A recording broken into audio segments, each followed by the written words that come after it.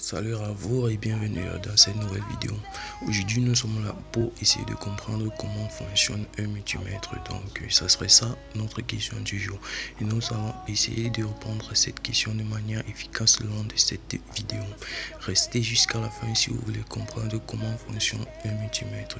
Sans plus tarder, nous allons commencer. Nous commençons par les bornes de branchement. Là, nous avons la borne qui est considéré comme la masse.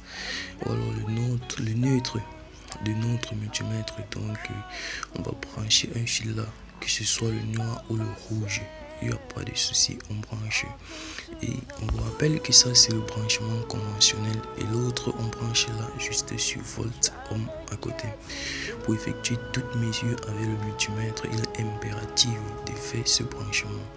Maintenant, toutefois, pour mesurer le courant de faible intensité, on peut utiliser là un milliampère. On met un fil là et l'autre sur le com. Et pour les courants d'une grande intensité, on branche l'autre là sur le 20 ampères et l'autre sur le com. Venons donc sur le cadran de notre multimètre. Nous voyons là l'unité de mesure des différentes grandeurs pouvant être effectuées avec le multimètre.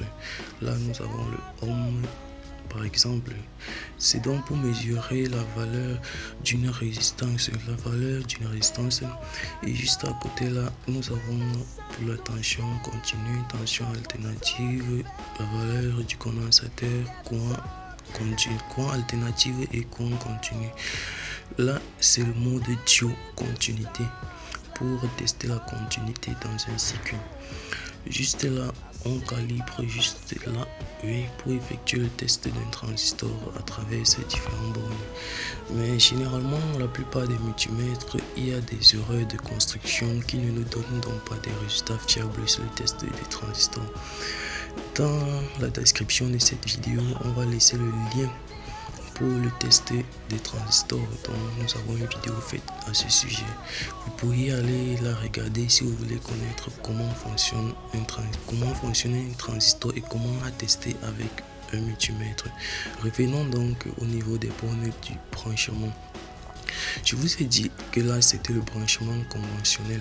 Pourquoi le branchement conventionnel? Regardez donc, si je fais ce branchement là tel que vous le voyez et puis je viens là, j'allume mon multimètre et je la calibre en mode Dio et puis je touche les deux bornes de fil. Voilà, vous voyez qu'il y a variation et notre LED s'allume. Donc nous sommes bien en court-circuit. Par contre, nous sommes bien en court-circuit. Par contre, si je change, je retire le rouge là et puis je laisse le comme je mets là en milliampère. C'est toujours ce mode de continuité. Quand je vais toucher les deux bornes, il n'y a aucune variation et notre LED ne s'allume pas. Donc c'est pas le branchement conventionnel.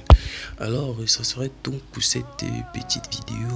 Maintenant vous connaissez comment fonctionne un multimètre. Si vous avez aimé la vidéo, n'hésitez pas de liker et de vous abonner à la chaîne. Surtout, on reste ensemble et à la prochaine. Merci.